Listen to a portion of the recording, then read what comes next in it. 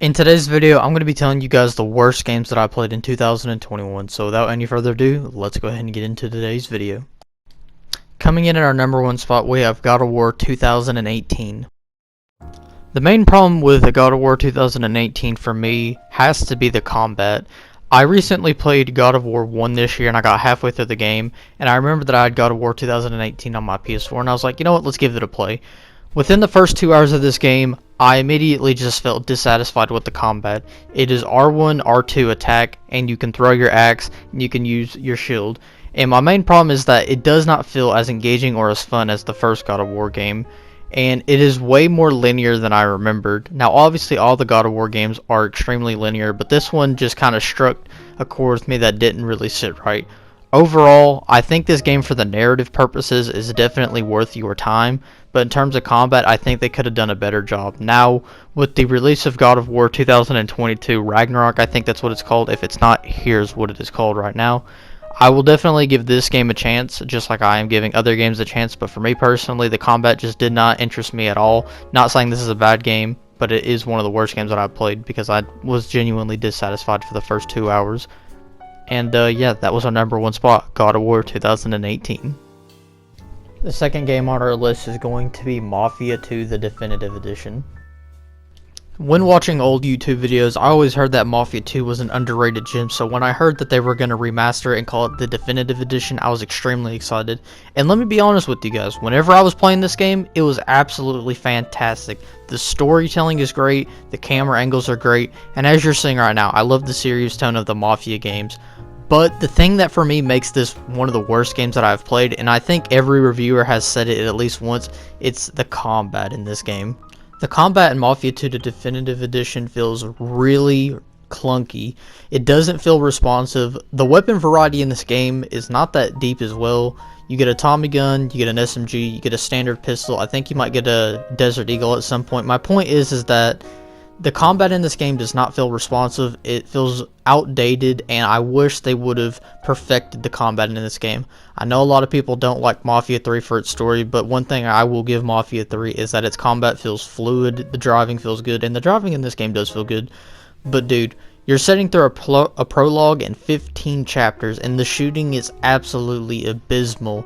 It just made this game so unbearable at times because the aiming, like I said, is very unresponsive and it does not feel fluid at all. But I would recommend this game if you are a fan of storytelling games, but just beware, the combat is absolutely abysmal and makes this game one of the worst that I've played in a long time in terms of third-person shooting cover games. And yeah, coming in our number 2 spot, we have Mafia 2. Coming in our number 3 spot, we have Call of Duty World War II. The reason I put this game in my worst of 2021 is because whenever I tried to go back and play the campaign, multiplayer, and zombies, it honestly just did not work for me. My problem with it is I played World at War beforehand, and that is one of the greatest Call of Duty games of all time, and the campaign just fell flat on its face. Besides the one mission where you play as the stealth girl who needs to go through the German offices and try to talk to one of the generals, I don't have gameplay for it because I had other projects going on at the time.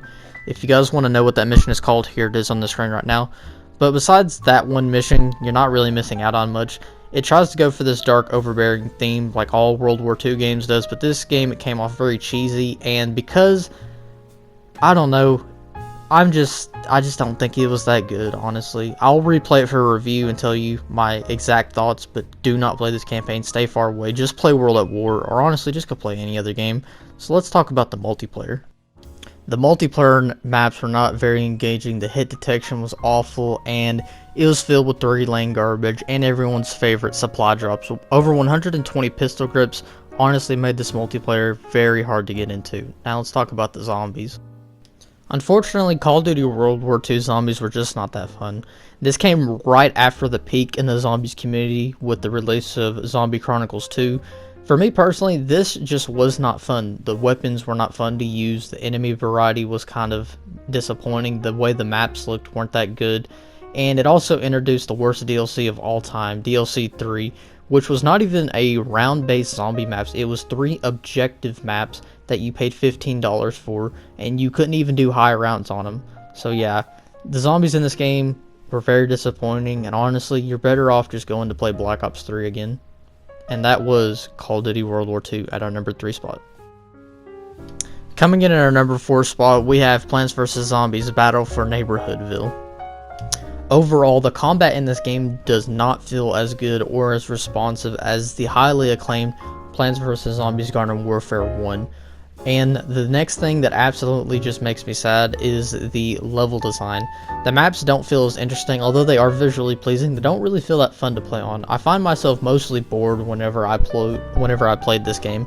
And the thing that sadly put this game in the dirt for me was the progression system. It takes such a long time to progress in this game, and it honestly just makes me sad. And the thing that makes it worse is that to progress in this game, because of how slow it takes, you have to buy microtransactions. Oh man, there's nothing we love more as people who play video games than microtransactions to progress in video games. Although I don't think it's as bad as GTA 5 or as bad as let's say like a Fortnite, I would definitely say that this is the worst iteration of an XP system that I've seen. It just takes so long. The maps are not fun, the cosmetics are not that good, and to unlock the wizard character, it takes 500,000 tokens. Guys, I'm level 15. I only have 120,000 tokens. That is an absolute massive amount just to get that one character, which is what I said. You have to buy microtransactions.